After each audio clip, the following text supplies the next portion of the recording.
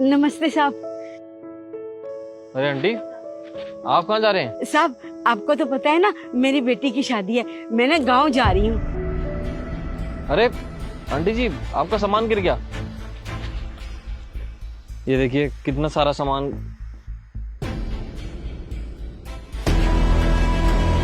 एक सेकंड, ये सब तो अंकिता का है।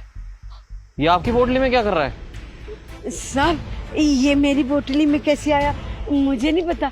मुझे तो अंकिता मेम साहब ने सूट दिए थे मेरी बेटी के लिए, बस मैं तो वही लेके जा रही थी। अच्छा, आपको नहीं पता होगा तो किसको पता होगा? इतना सारा सामान हमारे घर से चोरी करके जा रहे हो आप? अरे शर्म नहीं आती आपको? नहीं साहब, मैं सच कह रही हूँ, मैं तो सिर्फ सूट लेके जा रही थी। ये कैसे मेरी पोटली में आया मुझे नहीं पता। क्या चोरी नहीं की आपने? चोरी नहीं की तो ये क्या बैग में अपने आप चल कर आ गए? बेवकूफ समझा आपने मुझे। एक तो चोरी करते हो, ऊपर से झूठ बोलते हो। अरे इतने साल आपने हमारे घर में काम किया, इतना भरोसा किया आपके ऊपर, और आपने क्या किया? पीठ के पीछे छुरा घोंप दिया आपने। एक बार भी आपने ये नहीं सोचा कि अगर हमें पता चलेगा इस चोरी के बारे में तो हमें कैसा लगेगा? इतने सालों का विश्वास आपने एक सेकंड नहीं लगाया तोड़ने में।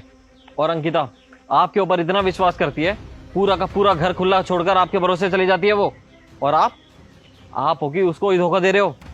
शर्म आती है कि नहीं? अरे इतने सालों से आप हमारे यहाँ पे काम कर रहे हो, विश्वास जमाया आपने, और ये तो पहली चोरी आपकी पकड़ी गई है। इससे पहले ना जाने आपने कितनी चोरी की होगी। हमें तो कुछ अंदाजा ही नहीं हमारे घर में से क्या गायब हो रहा है क्या नहीं। नहीं साहब, मैं बिल्कुल सच कह रही हूँ, मुझे कुछ भी नहीं पता इसके बारे में। सच सच बताओ, और कितनी चीजें चुराई है तुमने? वरना अभी के अभी मैं पुलिस को बुलाऊंगा और वही सारा सच उगलवाएगी तुमसे। नहीं, मैंने चोरी नहीं की साहब। चुपचाप ना सब कुछ बता दो मुझे कि आपने हमारे घर में से कितने की चोरी की है और कब कब क्या क्या लेकर गए हो आप। और हाँ, अभी तो मेरे को याद आया कि आप अपनी बेटी की शादी कैसे करवा रहे हो। हमारे घर से चोरी कर करके अपनी बेटी की शादी करवा रहे हो आप। अरे आपको शर्म वरम आ रही है कि नहीं? साहब, मैं जब से इस घर में काम कर रही हूँ, मैंने कभी कोई चीज इधर उधर नहीं की। आज ये कैसे मेरी पोटली में आ गया मुझे कुछ भी नहीं पता। अरे दूसरों के घर में डाका डाल के अपनी बेटी का घर भर रही हो तुम। और वैसे भी इतनी सी तो पगार है तुम्हारी, उसमें तुम अपनी बेटी की शादी कैसे कर सकती हो? बेवकूफ समझा मुझे? अभी के अभी सब कुछ सच बताओ। मैं बिल्कुल सच कह रही हूँ साहब, अपने बच्चों की कसम खा के कह रही हूँ, मुझे नहीं पता ये पोटली में कैसे आया। मुझे तो अंकिता मेम साहब ने ये कपड़े दिए थे मेरी बेटी के लिए, घर ले जाने के लिए। इस सब के बारे में मुझे कुछ नहीं पता। आप चाहे तो अंकिता मेम साहब से पूछ लीजिए। हाँ, वो तो मैं पूछूंगा ही। रुको, अभी बुलाता हूँ उसको। अंकिता, अंकिता! क्या है? क्यों चिल्ला रहे हो इतना? ये देखो क्या मिला है मुझे। तुम्हारे गहने। ये आंटी पीठ पीछे तुम्हारे गहने चोरी करके ले जा रही थी घर से, और तुम्हें कुछ होश ही नहीं है। तुम्हें बहुत विश्वास है ना इनके ऊपर, आंखें बंद करके हमेशा इनके ऊपर विश्वास करती हो। ये देख लो क्या किया इन्होंने, चोरी की है चोरी। क्या बोला तुमने? आंटी ने ये चोरी किया है? आंटी ने ये चोरी नहीं किया है, ये मैंने इनके लिए बनवाया था। इनकी बेटी की शादी है ना, तो उसके लिए मैंने सोचा था कि कुछ गहने बनवा दूं।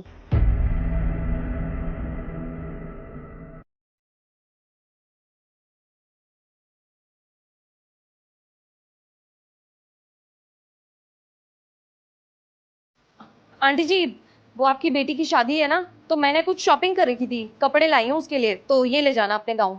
इसकी क्या जरूरत है बेटा? आंटी जी कैसी बात कर रहे हो, कपड़े तो हैं। और हाँ, इसको ध्यान से ले जाना और जल्दी जाओ, आपकी ट्रेन मिस ना हो जाए। जी बेटा। और तुमने क्या किया? आंटी पे चोरी का नाम लगा दिया। राहुल, आंटी हमारे घर में कितने सालों से काम कर रही है, कम से कम उस नाते इन पे थोड़ा सा ट्रस्ट तो कर लेते। एक सेकंड में तुमने इनको चोर बना दिया। तुम्हारा दिमाग खराब है। आज से पहले कब आंटी ने कुछ पैसे इधर से उधर किया है या कुछ सामान इधर से उधर किया है जो तुमने इतना बड़ा नाम लगा दिया इनके ऊपर? और वैसे भी ये गहने कभी मैंने अपने लिए बनवाए ही नहीं, इनकी बेटी के लिए बनवाए थे। कम से कम 4 साल पहले बोल चुकी है अपनी बेटी की शादी के लिए। तुम्हें तो ध्यान होगा नहीं। क्या ये क्या कह रही हो तुम? और आंटी को क्यों नहीं पता इस बारे में? और ना तुमने मुझे बताया इस बारे में। तुम्हें मैं क्यों बताती? तुम्हें ध्यान होगा तब ना। घर की बातों का ध्यान नहीं रहता तुम्हें सिर्फ और सिर्फ अपने बिजनेस से मतलब है, हमसे नहीं। अच्छा, तुम मेरे को बताना, वैसे आंटी की बेटी की शादी कब है?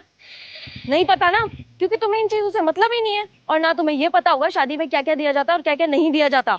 मैं जितना हो सका ना उतना कर रही थी, और तुम हो कि आंटी पे चोरी का नाम लगा रहे हो। मैंने खुद दिए ये गहने इनको। अंकिता, तुम इतना बड़ा स्टेप उठा रही हो और तुमने मेरे को बताना भी जरूरी नहीं समझा एक बार भी? तुम्हें बता के कोई फायदा नहीं था राहुल। क्योंकि तुम्हें इंटरेस्ट ही नहीं था। और आंटी को भी ये बात नहीं पता थी कि उनकी पोटली में इतने सारे गहने हैं, क्योंकि मैंने इनको ये बात नहीं बताई थी, क्योंकि मुझे पता था आंटी कभी भी ये गहने लेंगी ही नहीं मेरे से, वो मना कर देंगी। तुम्हें तो पता ही है ना आंटी कितनी खुददार है, वो फ्री में कभी कोई चीज लेती ही नहीं है। इसीलिए मैंने ये गहने उनकी पोटली में चुपचाप से रख दिए थे। और तुमने तुमने कुछ का कुछ और ही समझ लिया। अब खड़े होकर के मेरी शक्ल क्या देख रहे हो राहुल? आंटी से माफी मांगो। आंटी जी प्लीज मुझे माफ कर देना।